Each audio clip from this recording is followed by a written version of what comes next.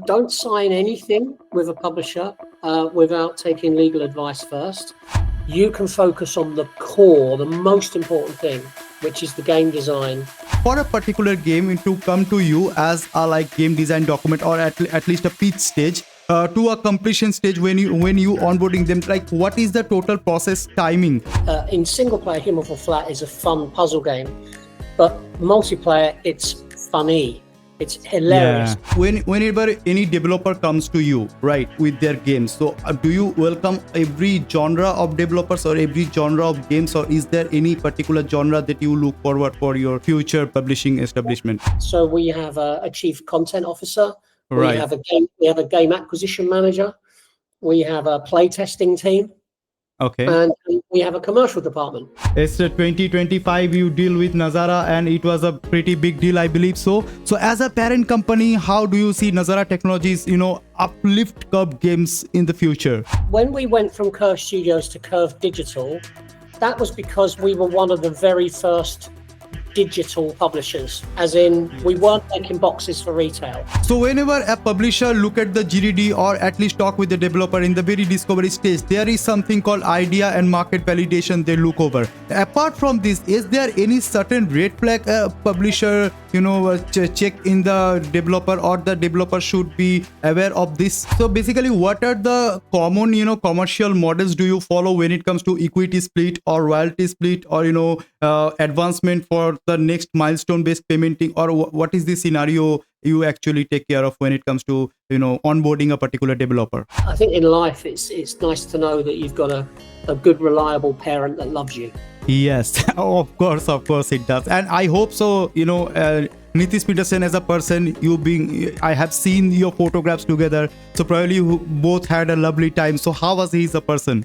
Welcome to Cooking Mania Chef's Cafe, the ultimate kitchen and restaurant game where speed, strategy and flavor collide. Dive into a vibrant world of culinary challenges as you prepare and serve mouth-watering dishes to customers all around the globe. From flipping burgers to baking cakes, you can push your multitasking level to the limit. And not only that, you will get 5 unique food worlds, each with its own menu and vibe. In Village Bites, serve up classical fast food like burger, nuggets and fries. In Pizzeria Zone, you can customize pizza with sauce and toppings. Coconut Coast brings tropical flair, and Friendly Spices celebrates Indian cuisine with paneer curries, jalebi and lassis. And nevertheless, the cake shop is a sweet escape filled with pastries, brownies and tea. Tap to cook, upgrade your appliances and unlock new restaurants as you earn tips and complete combos. Whether you are online or playing it offline, the game keeps the kitchen runs alive with smooth controls and rewarding mechanism. If you are a fan of cooking simulator and time management at the same time, Cooking Mania Chef's Cafe offering you hours of fun wrapped in vibrant visuals and fast-paced action. Make sure you check out this game and follow GameBee Studio for more amazing games. Ladies and gentlemen, boys and girls, welcome back to fresh and new episode of Game Tout Gossip, and today I'm pretty excited to have Mr. Stuart Dinsey, who is the Chief Executive Officer of Curve Games, and I'm so delighted to have you. It's my esteemed pleasure. It's a very fine Monday. How are you, sir? I'm very good. Nice to meet you, Sid. That was a lovely introduction. Thank you. Thanks a lot. So I will just take you back, like when you are in your childhood, like what kind of games did you have played? Because back there were no games as such, if I can call it, like in the 80s or probably the late 70s. What kind of games you had back that time, and what was your favorite game all throughout? Yeah, the first game system I ever owned and played was an Atari VCS 2600. Okay. You might remember Space Invaders and games like that. Yes. And then I got into the games industry as a journalist, and I had a Sinclair Spectrum 48. Okay.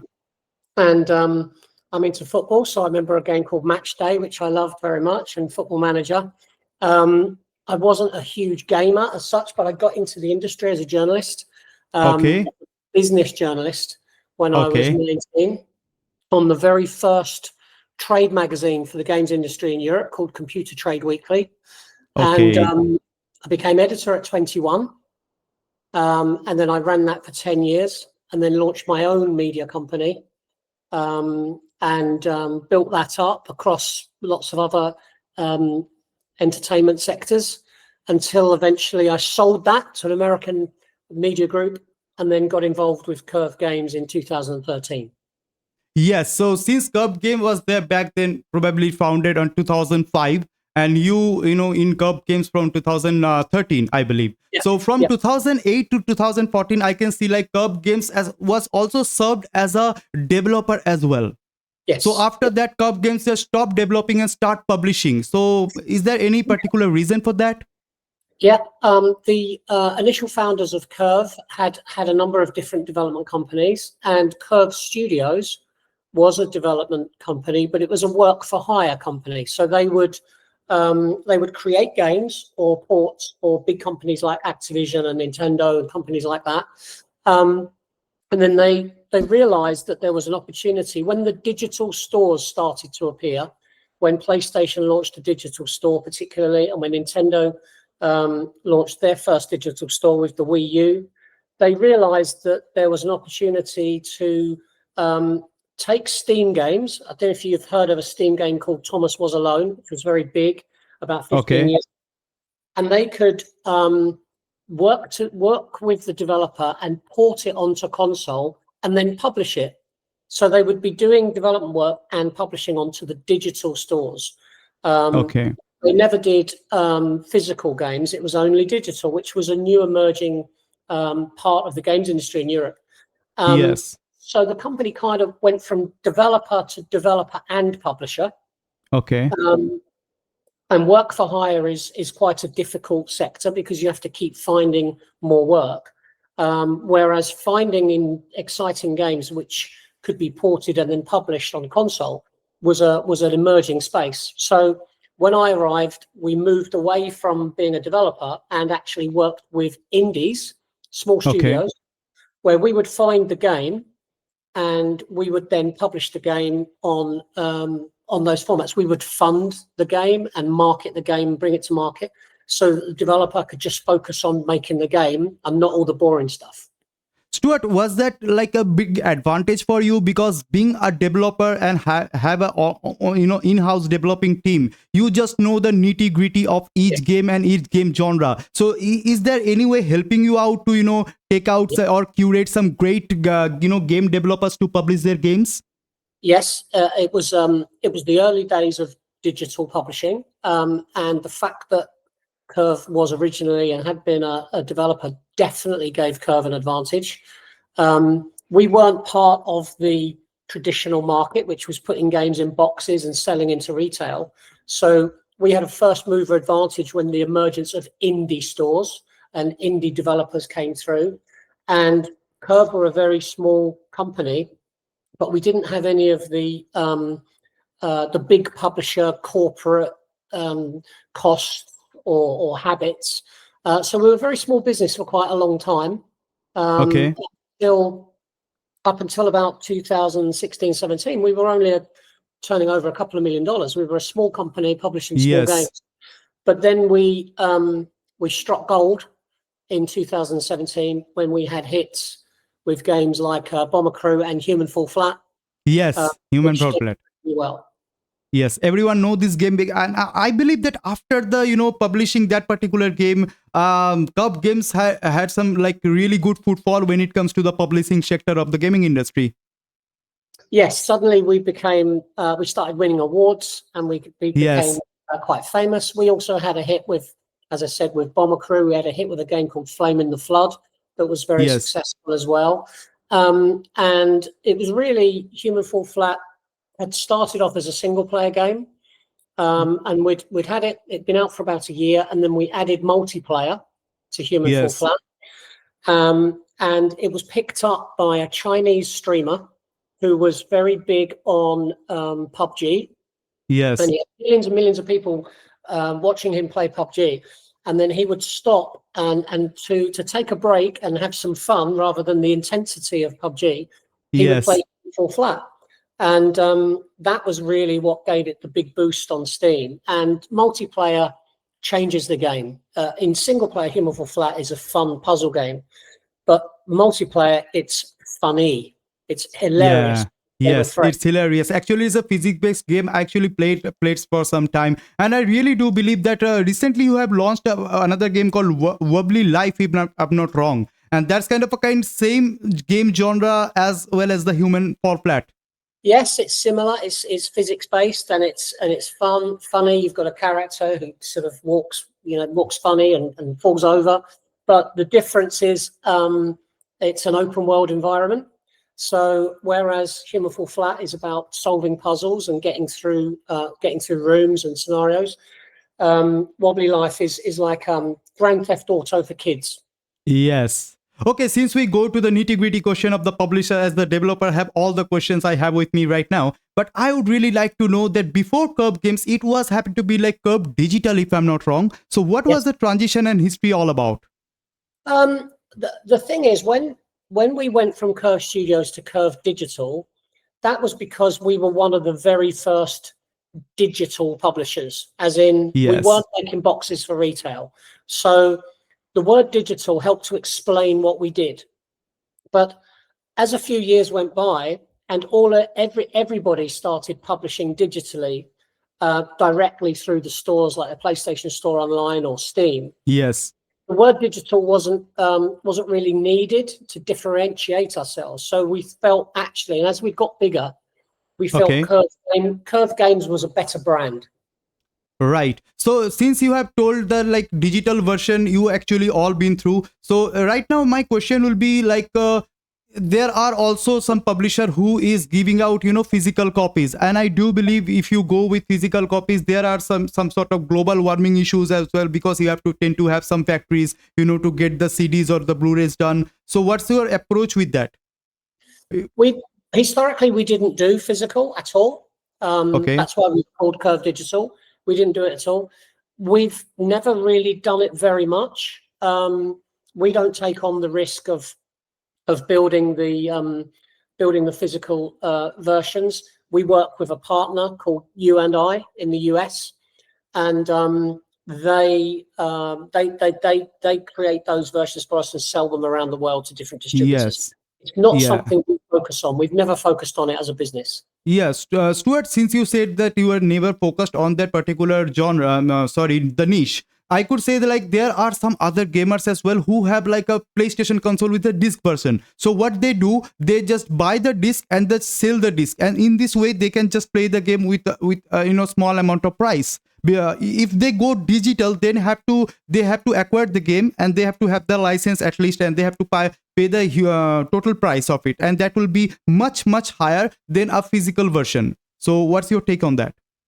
Are you missing out those gamers? Maybe. I think you mean that the physical market allows players to buy second-hand games. Yeah, they can buy those games cheaper. I guess what I would say is that one of the great things about being digital is that we can discount more heavily and more frequently than we would have been able to if we were selling through retailers, because the retailers would always worry about the price and holding the price up and the stock, whereas digitally there is no stock. So you'll see that most of the digital retailers have a lot of sales, and the prices come down quite a lot in those sales after a little while after release. Right. When you have released a game like probably 5 or 6 years back, now then how do you approach or at least market those games? At least because the Steam sales happen every 3 or 4 months. So do you tend to keep the price down for those older games? How do you approach with the older games? Yeah. So initially, when you launch, you might have an initial maybe a 10% discount as a promotion when you've launched. And if the title has been successful, you will bring some promotions in over time, but you're probably not going to go much further than 20 or 30% in the first 12 months. But once a game becomes a catalog title, once it's getting older, the discounts can be quite significant. So Human Fall Flat, for example, is on promotion a lot and is always 70%. And with one of the reasons why Human Fall Flat has been so successful in the MENA and Asia markets is because it's an affordable game, and we're very Okay. conscious of publishing affordable games. We're an indie publisher, remember, so our games generally are less than $30. Okay. You know what I mean? We're not publishing games at $50, $60, $70 like the big publishers. So even when they're new and they're not discounted, they're, I guess, mid-price. Okay. So currently in Cub Games, how many total manpower you have got? I think we're 33 people based here in London. Okay. And how do you, whenever any developer comes to you, right, with their games, so do you welcome every genre of developers or every genre of games, or is there any particular genre that you look forward for your future publishing establishment? It's a really good question. We don't particularly have a defined curve game, but Okay. traditionally, it's probably easy to say there's certain games we don't do. So we don't tend to do super violent games or adult themed games. We have had one game which is a adult rating called The Ascent, but that's like an action RPG. Okay. And we've had a lot of success with physics games, action arcade titles, adventure games, that kind of thing. We've not tended to do RTSs or sports simulations, Okay. but generally we're a publisher of fantastic titles from indie devs, and Yes. as the market changes, we have to keep an open mind as to what the opportunities might be on a certain genre or a certain game. So it's the same in terms of the size of the budget or the format. We're very varied. So we do PC and console, but we've also done VR. We do some mobile, but we're not a AAA publisher. You know, we're not spending tens of Yes. millions of dollars on games. Yes. We're not a big mobile publisher, but that's an area we want to be stronger on. And if you look at certain games, Human Fall Flat, Wobbly Life, Just Die Already, Golf Gang, Yes. you'll see some similarities there. My question will be like, when a developer comes with a particular game or an idea, or you want you to particularly invest. So do you really think that this game should be in this platform or that platform, or at least you go with the developer's thought, or you suggest that it should be go to PlayStation or at least VR or something? We would much rather go with the developer's thoughts, as you just said. Our job is to bring the developer's idea to the market. Our job is not to change what they want to do. We believe in falling in love with their game, Okay. seeing a commercial opportunity. We have to think there's a commercial opportunity, clearly, Right. and then we'll help them bring that to market. Now that might mean we will fully fund or partly fund the game, Okay. to get the game done. But sometimes it's just about helping them complete the game with production management or submission process, putting the game up on the stores, working with the platforms, and the marketing and community. So what we bring really depends on what the developer wants. Mhm.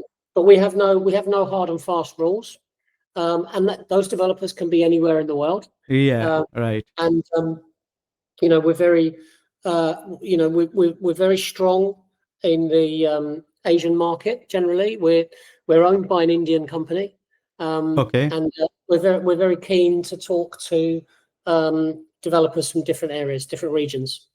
Right. So basically, what are the common, commercial models do you follow when it comes to equity split or royalty split, or advancement for the next milestone based paymenting, or what is the scenario you actually take care of when it comes to onboarding a particular developer? It does depend on the type of deal. So if the game costs several £100,000 and we're putting that money up, then clearly we would look to recoup that money, and we would look to have a higher royalty because we've taken that investment risk. Okay. If the game comes to us and doesn't need much funding or any, then that will be a higher royalty for the developer. So that sort of goes roughly somewhere between 70-30 to 30-70, if you see what I Great. mean, or maybe Great. 50-50 in the middle for a certain Okay. period. So that's the general range, but it's not a hard and fast rule. So in a Great. certain circumstances, things can be different. We are keen to help a company bring something to market. If they would like us to believe in the IP enough to maybe buy the IP, we're always interested. But we don't force developers to give us the IP rights. Right. So I do believe that in Curve Games, since you are such a big name in the publishing department, I would like to know that how do you actually evaluate some developer speech when they come with their game design document or one pager or at least a demo, or is there any certain situation that you want them to be in, right? If they have the demo available, then only you can approach, or is there any stage you want them to be? A developer can come and talk to us at any time. Anytime, any position they are with the game. It can be a long way in and they're nearly finished, or they could just be beginning it and need the funding. Ask us for support in whichever way they think is appropriate, and it comes into our game evaluation team. So we have a chief content officer. Right. We have a game acquisition manager. We have a play testing team. Okay. And we have a commercial department. Okay. So we have to love the game. We have to understand and love the game. Preferably, we would be sent some kind of build, so a playable build, so that we can see what the game is doing, rather than it just being a game design document. We would rather have something that we can play, if possible. As I've said, the game evaluation team have to fall in love. That's the first thing. Yeah, falling in love is like really needed for you as a publisher. As a publisher, you also play certain the same game, right? Whenever you acquire them as a in your list, you play the games, right?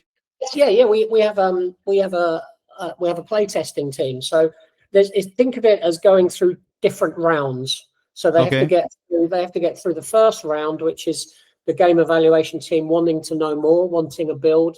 If someone came to us and said, we've got a game, but it's going to cost $100 million and take 5 years, it probably wouldn't get through round one. Okay. But okay. So, please tell me. If a game gets through round one, which is we are interested, okay, can you send us a build? Then that goes into the playtest team. If the playtest team are liking it, and at the same time, we will build a P&L. We'll work out how much do we think the game will cost? When do we think it will come out? Which formats do we think would be suitable? How many do we think it will sell? Does it fit into our plan? Because we have a certain amount of money to spend per year. We have a certain amount of games that we publish. Of course. If a game is coming, but we're already full for the next 12 months, it might be then difficult. they have to wait probably for the next quarter or so. Yeah, but if we fall in love, we might make an exception. But we generally look to release 4 to 6 new games a year. But we're always interested in everything because we want to see where the opportunity is. We don't want anybody to think that they can't come to us. Since you mentioned the process, I'm just curious to ask that for a particular game to come to you as a game design document, or at least a pitch stage, to a completion stage when you onboarding them, what is the total process timeline? Like 3 months, 6 months, or how much time do you actually take on an average? What, from first being made aware of a game to signing it? Yes. I would hope that if we like the game and ask for more information, that we could complete that process within 3 months. Nice. 3 months is a really quick, I could say. It's pretty quick. Yeah, I mean, it may take longer, but we would try to, because we don't want it going to a rival publisher. and we want, when we really love something, we want to support the dev as quickly as possible and start moving forward with the plan. Okay, since you mentioned the rival publisher, I don't want you to tell the name, but at least tell me something, that what's your exclusivity in Curve Games, so that people should come to Curve Games first, not to the rivals. That's a good question. In the space that we're in, of indie games, with a budget, the game costing maybe up to $1.5 million, we are one of the most established. So we've been doing this for 10 or 12 years, and we've had a number of global successes. So Yes. I think there is a level of security in working with us, Yeah. because of what we're doing. We have a global position. We're a strong relationship with all of the different platforms. Okay. We have an in-house QA, so we're very good at submissions and the process of getting the game accepted by those other platforms. We've built strong communities. We can maximize the sales of a title, so that in addition to the units that you sell on the retail store, we also have a biz dev team, which will get that game into other places, Nice. such as Amazon Luna or something like Yeah. that. We're part of the Nazara group, which also Yes. provides. I think you can trust Curve, and we are specialists. Right. Rightly said that. So yeah, see again, there are obviously some transparency thing coming when you onboarding indies. So what's your approach when it comes to transparency, and what kind of tools do you actually provide the developers to actually see the live metrics? Is there anything happening? I think we use all the industry standard tools that support game development and bug testing and things like that. We have as I said, we have a in-house QA team. There would be a dedicated producer given to the game. There would be a dedicated project director given to the game, which is like an exec producer who may oversee a few titles. Right. We would have regular face-to-face or Teams or Google Meet calls with them. The onboarding is really important, actually, because Okay. when you're deciding to sign a game, and then when you go into business together, Mhm. you've got to understand each other as people. And Yeah. I think if anybody asking questions about Curve was to speak to any of our other developers, I think whether that's sort of Microbird with Dungeons of Hinterberg, or Thomas Saskalauskas and No Breaks at Human Fall Flat, or Rubber Band Games with Wobbly, if anybody was to say, what is it like working with Curve, they would all say they're good, honest, Right. small publisher that understands indie games, rather than a Right. big publisher that just cares about the money. Walk us through the typical, as a publisher, what kind of plans you do when you onboarding the stuff, like how a peer approach you do, or something like an influencer seeding you do. What kind of thing you actually do for the first week release? Well, all the way along in the plans, obviously. Sorry, I should have said. Obviously, there are development milestones as well. So there are certain points on the development cycle where a build is sent into us, and we judge it, and we give feedback on whether that build has delivered the game that we're expecting at that point for that spend. Yes. When we get to launch, we would have a number of KPIs that we'd try to hit before launch. So we might want to have reached a certain number of wish lists on Steam. We might have wanted to reach a certain level of followers on Discord and areas like that. And then when the game is launched, we're obviously working closely with our marketing team to ensure that there is a community that's been built up. Well, obviously we do trailers, and we will look to maximize the impact of the title at launch as much as possible, work with the Yes. platform. It's very difficult to get visibility. So again, the relationship with the platforms and what the platforms can deliver for us is actually probably more important than anything else. Yes. Stuart, please tell me. See, I'm giving you another scenario which is probably not as good as we spoke before. Like, see, if a developer come to you, right, Yep. and you actually started, publishing his game. You are signing and you the publishing done and everything done. After 2 weeks or 3 weeks, you see that somewhere down the line the game is kind of underperformed, right? So in Yep. in this way, have you ever faced this thing before? And if you did, then how did you rescue the particular game or the particular IP or the struggling project in the long run? Yeah, this is game publishing. That happens. Yes. I would be a liar if I said we hadn't had games that have disappointed.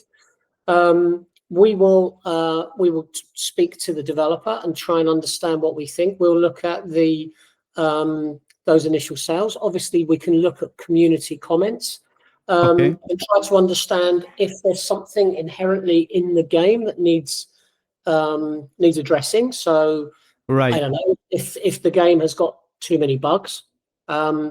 We would look to QA that in addition and try to improve the bugs. If Yes. the game is too difficult or too easy, or there's a feeling of a lack of content or something wrong with the content, we can try to look at patches and updates that would Okay. support support the game in terms of improving the content. Now, if we feel that it's perhaps to do with other factors like maybe price, Yes. that we can look at that by working with promotions, Mm-hmm. um, and we can continue to try to get the message across to community. So there are a number of different levers we can pull, but this is publishing. This is all about Sometimes publishing, right? This is a part and parcel thing, Yeah, right? and in the current market, it's so competitive that there are a lot of very, very good games with high user ratings that still don't sell as many units as everybody would like. So, Yes. we have to be realistic about our expectations all the way along the line as well.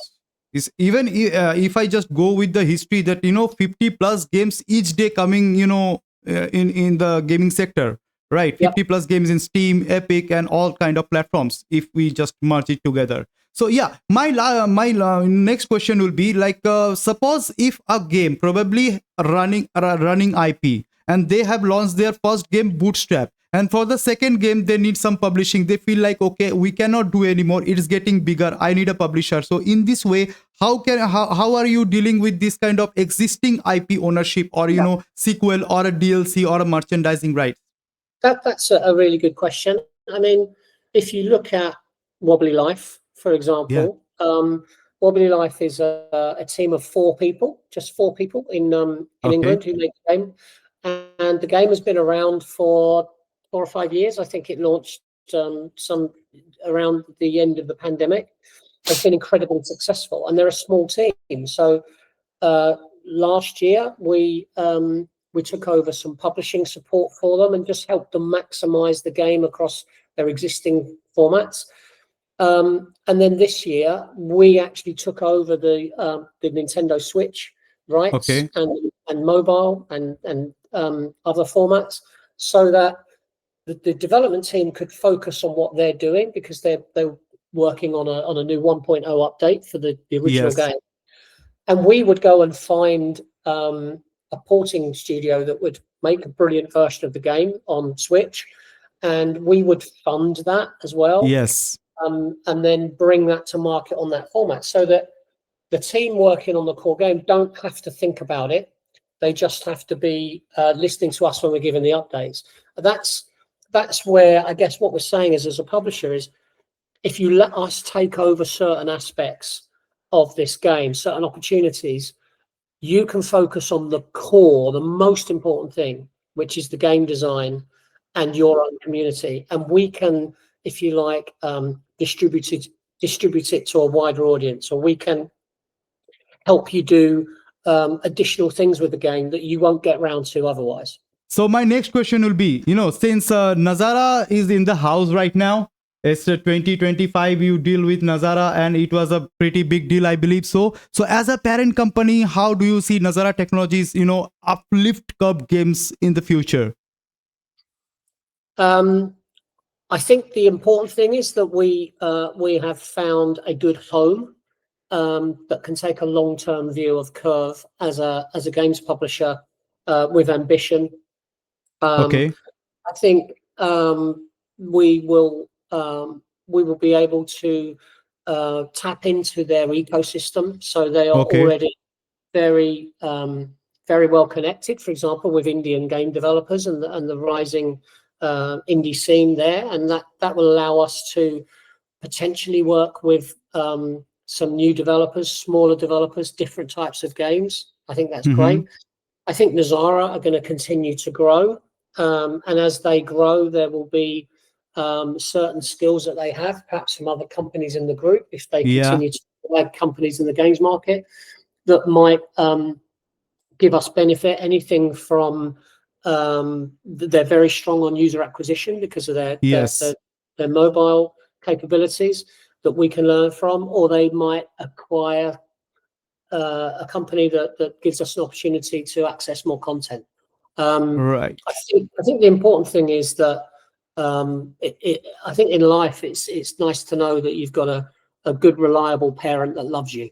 Yes, of course it does. And I hope so, Nitish Peterson as a person, I have seen your photographs together. So probably you both had a lovely time. So how was he as a person? Oh, he's great. I think it's an incredible company, and it's been driven, over many years by his vision and his desire in the IT and the game space. He's clearly young enough to still have a lot of ambition in the West. Yes. We are, I think we're a beachhead for Nazara in the what you might call the traditional games market of PC and console. Yes. Um, we're also an opportunity to build a company that's based in London with eyes into the US, and in terms of the global market, the global traditional games market. We're a natural choice of extension for Nazara's ambitions. And Nitish Right. is very honest. He's a good guy. Everybody you speak to says he's a good guy, and Yes. I never had a chance to meet him, but this time he actually told me that he will going to meet me in IGDC. So great. And pretty excited. yeah, and that's an example actually of the benefits of being owned by Nazara. We're going to be Curve Games will be at IGDC. Yes, you are coming to IGDC? Yeah, not me personally, sadly, but Okay. our head of publishing and our head of content will be there, and there will be some Curve games shown on the Nazara booth at the show, and Right. we will also have a number of initiatives where we can meet Indian game developers, and we can talk about our publishing strategy and how we sign games. So So there is a possibility that you could, design an accelerator program especially for the Indian indies. yes, absolutely. Well, I think we're hosting we're judging things, and we're meeting people, and we're doing a keynote. Yes. We're doing everything we can to have a profile alongside our parent company Nazara that is very committed to the region that it comes from. Right. I would love to, connect with the Curve Games team. Those whoever is coming to IGDC, please let me know in advance so that I can also cover them in my IGDC kind of videos. Right. You can interview them live from the show floor. How about that? Okay, that's great news. Okay, so there are some fan question because I'm done with my kind of question. I do believe that you have shortest span of time, and this camera issue is also taking over all the place. Okay, so right now let me get you one by one the fan question. How to choose a game publisher according to the game's requirement? How do you deal with that? Well, how do we choose a game to publish? How do you choose a game publisher according to the game's requirement? I mean, if I was a studio, and how would I choose which games publisher to go with? I would first of all find out what their reputation is like. Are they honest? Do they pay their bills? Can I get Pay their lots of, bills. That was nice. yeah, Yeah. do they do they have a track record of positivity around the indie space? And then is the company you're talking to talking the same language as you? And I don't mean in terms of dialect. I mean, do they want the same things as you? And it should be easy to tell. Don't rush, and make sure that you're comfortable with what the publisher expects of you, and it should be fine. Look at their track record.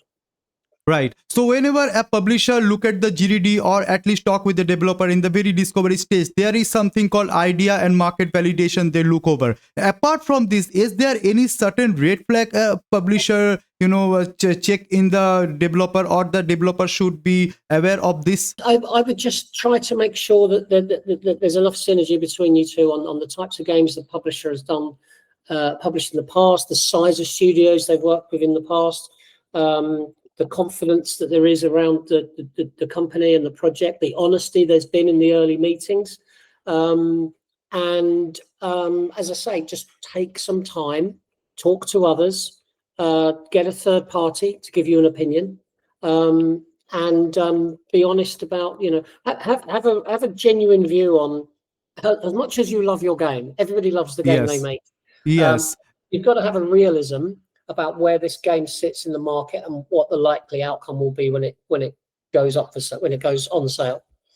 Great. So last question of the day, it's a tricky one though. Suppose if a developer, hands on with a publisher, okay, and now the publisher, after 2 months or 3 months, not giving any kind of support, not taking his game to the market as they actually targeted when they signed the deal. So in this kind of situation, the developer is kind of stuck with the publisher because he or she is sharing a particular equity with the publisher guy. So right now, is there any way out for the developers, or what should be the scenario?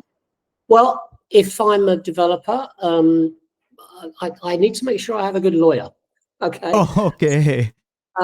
So don't sign anything with a publisher without taking legal advice first, and try to use a lawyer that has experience and a track record within games publishing and indie publishing. What you should find then is that there are certain clauses within that agreement that if the publisher is not delivering against the promises, if it is really breaking the contract, then maybe the indie isn't as stuck as they fear. Right. So any piece of advice for the upcoming person who would looking to have a publishing department or want to be a game publisher in the future? I think that's tricky. You don't want to get into that, but still. Look, speak to everybody. Have a good lawyer. Check the track record of the companies you're looking at. Make sure that you can deliver what you're promising. So be honest to yourself about how long something's going to take and what it might end up looking like. Honesty and communication. So thank you, ladies and gentlemen. This is Mr. Stuart Dinsey, who is from Curve Games, the CEO of Curve Games, and I really had some amazing time with him. I believe he did as well. So Stuart, that is it. And again, thanks for your time, and it's been a lovely, interaction altogether. Absolute pleasure. Cheers, Sid, and goodbye, everybody. Thank you very much. Cheers. Bye-bye. Bye.